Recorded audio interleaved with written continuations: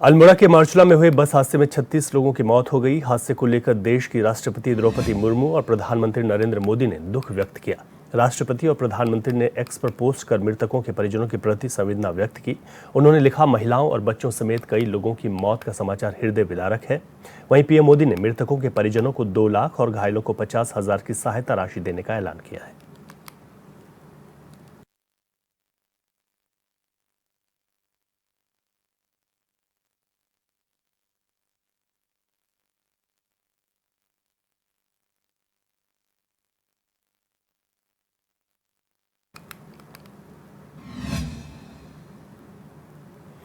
हरिद्वार के नमामि गंगे घाट पर आज से पहली बार गंगा उत्सव होने जा रहा है, जिसको लेकर बीजेपी प्रवक्ता विनोद सुयाल का कहना है कि नमामि गंगे के तहत गंगा उत्सव आयोजित किया जा रहा है, जिसमें केंद्रीय जल शक्ति मंत्री सीआर पाटिल और सीएम धामी कार्यक्रम में प्रतिभाग करेंगे।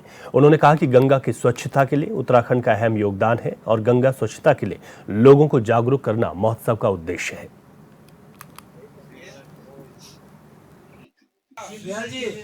यार तुम पूछो से मैं ऐसे क्यों बताऊंगा। निश्चित रूप से नमामि गंगा के तहत इस कार्यक्रम का आयोजन हो रहा है और इसमें केंद्रीय मंत्री जो है वो भाग ले रहे हैं और इसमें माननीय मुख्यमंत्री जी का भी कार्यक्रम है और निश्चित रूप से गंगा की स्वच्छता के लिए जो उत्तराखंड का योगदान है वो पूरे देश के अंदर प्रशंसनीय है।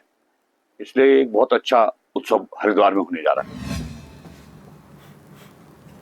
राज्य में पीसीएस परीक्षा को लेकर लगातार घमासान मचा हुआ है। वहीं भोग कानून मूल निवास समन्वय संघर्ष समिति के संयोजक मोहित डिमरी का कहना है कि उत्तराखंड सरकार को यहां के युवाओं के भविष्य की चिंता बिल्कुल भी नहीं है। नवंबर में होने जा रही पीसीएस परीक्षा के सिलेबस में भारी विरोधाभास है। अंग्रेजी माध्यम से जो टॉपिक रखे गए हैं, हिंदी माध्यम में वे टॉपिक नहीं है। 11 सितंबर को उत्तराखंड लोक सेवा आयोग ने नया सिलेबस जारी किया और 16 से 19 नवंबर को मुख्य परीक्षा होनी है। ऐसे में युवाओं को नए सिलेबस की तैयारी के लिए समय ही नहीं दिया गया।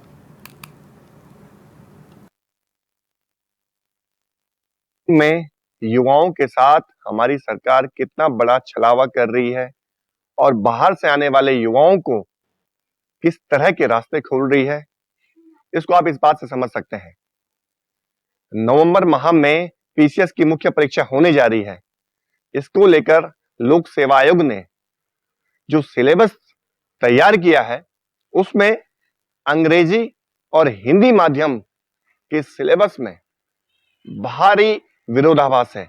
दोनों सिलेबस अलग अलग हैं। एक तरह से देखा जाए, जो टॉपिक अंग्रेजी माध्यम के सिलेबस में है वो हिंदी माध्यम के सिलेबस में नहीं है।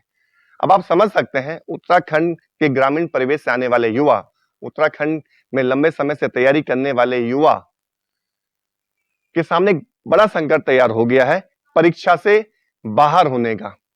सरकार को इस बात की गंभीरता को समझना चाहिए। हम तो सरकार से मांग कर रहे हैं कि उत्तराखंड में जो पीसीएस की मुख्य परीक्षा होने जा रही है उसका एक सिलेबस होना चाहिए, हिंदी और अंग्रेजी माध्यम का।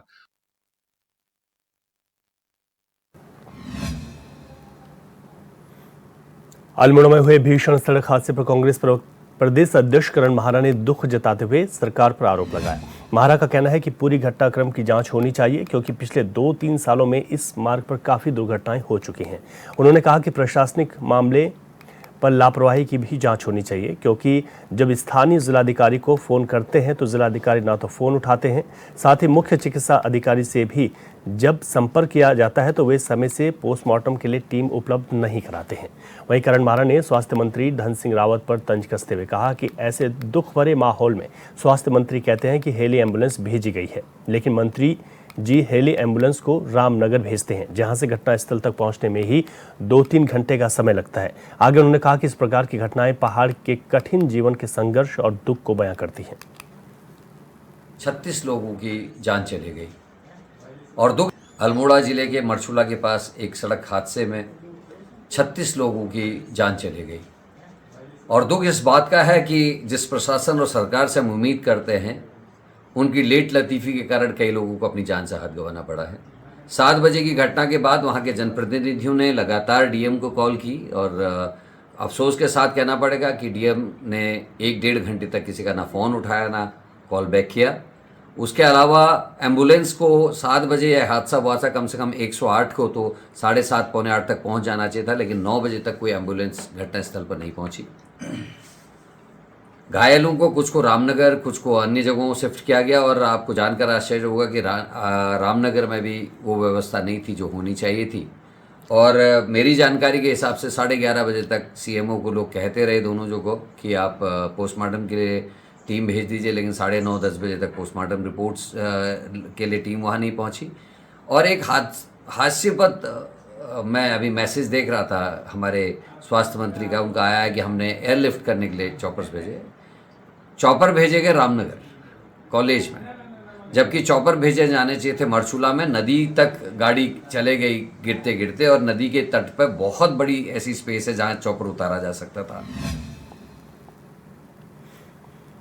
उत्तराखंड में केदारनाथ उपचुनाव को लेकर बीजेपी और कांग्रेस ने अपनी तैयारियां शुरू कर दी। बीजेपी से आशा नौटियाल और कांग्रेस से केदारनाथ में विधायक रह चुके मनोज रावत को टिकट दिया गया है। वहीं कांग्रेस प्रदेश प्रवक्ता शिशपाल सिंह बिष्ट ने कहा कि कांग्रेस केदारनाथ सीट को लेकर शुरू से ही तैयारी कर रही थी और अब कांग्रेस के तमाम दिग्गज केदारनाथ सीट के लिए प्रचार कर रहे हैं, जनता से मिलकर उनका आशीर्वाद ले रहे हैं।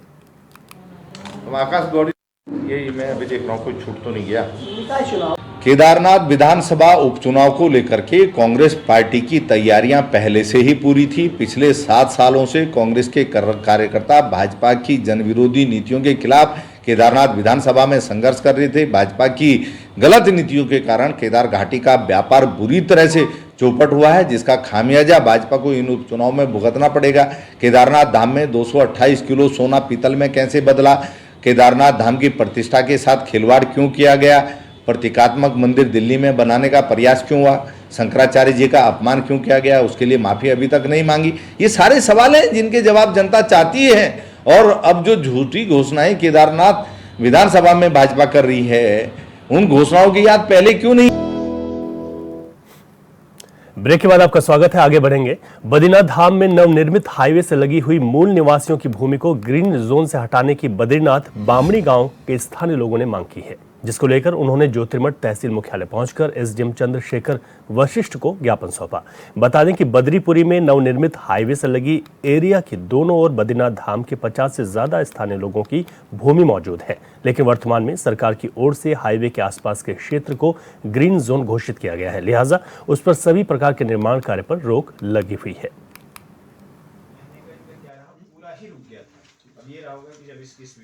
जो हमने बद्रीनाथ में मास्टर प्लान में अपनी नाप भूमि को दिया था, और उससे लगी हुई जो अतिरिक्त नाप भूमि है उसको सरकार ने एनएच के डालने के बाद वहाँ पे बाकी ज़मीनों को ग्रीन जोन जो है कर दिया है, जिसमें हम न अपनी आजीविका चला पा रहे हैं, न ही उसमें कुछ कार्य कर पा रहे हैं। तो इस संबंध में हमने सरकार से निवेदन किया है कि एसडीएम साहब के माध्यम से ज्ञापन दिया हुआ है कि आप जो है यहाँ से ग्रीन लैंड को कहीं और शिफ्ट कर दीजिए, अन्यथा 2025 में हम आंदोलन के लिए बाध्य।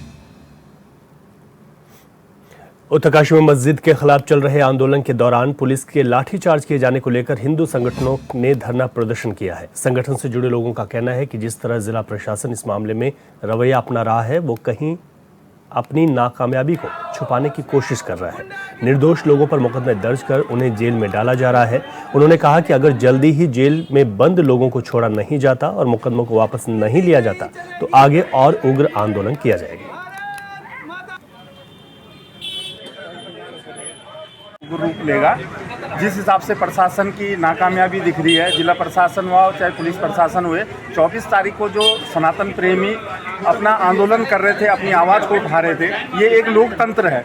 लोकतंत्र में जो चीज़ गलत लगे उसके लिए आदमी को अधिकार है कि वो अपनी आवाज़ उठाए। वो शांतिपूर्ण ढंग से अपना आंदोलन कर रहे थे। पहले तो जांच का विषय ये है कि लाठीचार्ज किसके आदेश पे हुआ, ये पथराव किसने किया, तो ये जांच नहीं कर पा रहा है जिला प्रशासन। और वो क्या कर रहा है, जो सनातन प्रेमी है, जो सनातन धर्म के लिए लोग आंदोलन कर रहे थे, उनको वो जेल में डाल रहा है। उनकी अभी तक कोई बेल नहीं हुई। ने एक मांग की थी कि जो यहाँ पे अवैध अतिक्रमण किया जा रहा है, एक धार्मिक जो तथाकथित एक धार्मिक स्थल है, उसके चारों ओर से अवैध अतिक्रमण किया जा रहा है। तो उसकी मांग को लेकर के, जिसको जिला प्रशासन ने भी अवैध अपने आरटीआई में घोषित किया था, उस अतिक्रमण को हटाने के लिए यहाँ के स्थानीय लोगों के द्वारा शांतिपूर्ण तरीके से 24 अक्टूबर को एक जुलूस प्रदर्शन किया गया। लेकिन जुलूस प्रदर्शन में पुलिस कर्मियों के द्वारा, जिला प्रशासन के ढीले रवैये के द्वारा, तानाशाही रवैये के कारण और पुलिस प्रशासन के कुछ अधिकारियों के द्वारा अति उतावलेपन के कारण उस जुलूस प्रदर्शन में, जो शांतिपूर्वक जुलूस प्रदर्शन था, उसमें लाठीचार्ज किया गया। प्रशासन द्वारा उत्पीड़न किया गया और ये सोची समझी रणनीति के तहत इन्होंने उत्पीड़न किया है। 4 घंटे तक हम लोगों को वहाँ पर बैठा करके रखा। उस समय फिर जिलाधिकारी कहते हैं कि हम भंडारी एनएससी तक पहुँच गए थे। उससे पहले आप ये बताइए, ना तो पथराव हुआ, ना कहीं कुछ डला, ना किसी ने बोतल फेंकी। वही समय ऐसा क्यों था कि वो उसी समय बोतल भी फेंकी गई और पथराव भी होगा। और आज प्रशासन ये कहता है हमारे पास वीडियोज़ हैं, आप वीडियोज़ को वायरल कीजिए ना। एक तरफ कहते हैं आप शांति भंग मत कीजिए, भ्रामक प्रचार मत कीजिए, एक तरफ खुद जो है प्रशासन के द्वारा जो है फेसबुक पे और इन पर वीडियोज़ डाले जा रहे हैं उन लोगों को उकसाने के लिए, भड़काने के लिए। इन लोगों का खून जो है इतना ठंडा भी नहीं है। हम जैसे जो बड़े लोग, बुजुर्ग लोग हैं, सोचिए उम्र में बुजुर्ग हो गए, लेकिन आज भी हम लोग उतने ही ज़्यादा क्रांतिकारी हैं। और हमारे बच्चों को उत्पीड़न के तहत सोच समझ के इन लोगों ने जेल में डाला है। और अब आप यही पता चल रहा है कि उन लोगों को रिहा नहीं किया, फिर से रिमांड पे ले लिया। ये तानाशाही